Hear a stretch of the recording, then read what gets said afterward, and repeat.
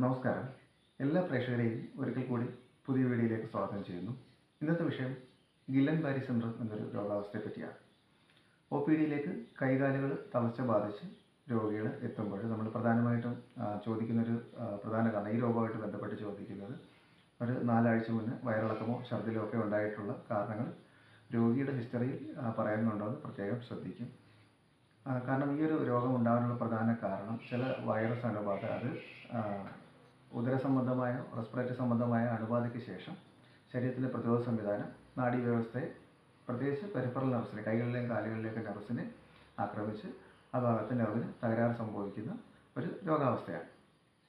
ഈ ഒരു രോഗം മൂർച്ഛിച്ച് ചിലപ്പോൾ ശ്വാസ സംബന്ധമായ പ്രശ്നങ്ങളോ ഹൃദയത്തിൻ്റെ പ്രവർത്തനത്തെയോ അതേപോലെ ഫേഷ്യൽ നെർവിനെയൊക്കെ ബാധിച്ചു കഴിഞ്ഞാൽ ഭക്ഷണം വിഴുങ്ങുന്നതിനും സംസാരശേഷിക്കുറവ് പോലുള്ള പ്രശ്നങ്ങളൊക്കെ രോഗികൾക്ക് ഉണ്ടാകാറുണ്ട്. ഇത്തരം രോഗാവസ്ഥ വളരെ മൂർച്ഛിക്കാറുണ്ട്.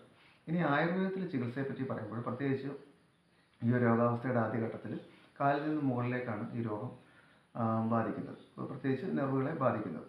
അപ്പം നെർവ് സംബന്ധമായിട്ടുള്ള തകരാറുകളും അതേപോലെ തന്നെ രോഗിയുടെ ഉദര സംബന്ധമായിട്ടുള്ള കാര്യങ്ങളും കൺസൾട്ട് ചെയ്തതിന് ശേഷമാണ് ആയുർവേദത്തിൽ പ്രത്യേക ചികിത്സ ചെയ്യുന്നത്.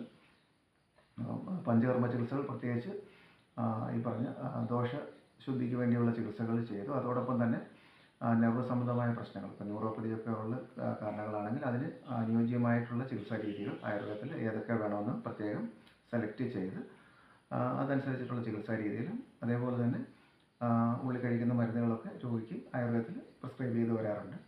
അപ്പോൾ ഈ ഒരു അറിവിലേക്കാണ് ഇന്ന് വീഡിയോ ചെയ്തത്. നന്ദി, നമസ്കാരം.